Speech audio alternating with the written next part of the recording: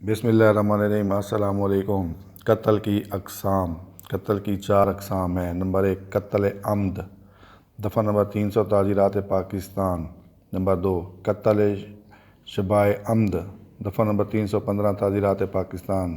Number 3 قتل خطا، دفعہ نمبر 318 تعزیرات پاکستان۔ نمبر 4 قتل بالسبب، دفعہ نمبر 321 تعزیرات پاکستان۔ نمبر 1 دفعہ نمبر 300 تعزیرات پاکستان۔ قتل عمد، نیت اور ارادے کے ساتھ کیا گیا قتل اور اس قسم کے ہتھیار اور اوزار استعمال کیے جائیں جس میں قدرتی طور پر موت واقع ہونے کا احتمال ہو۔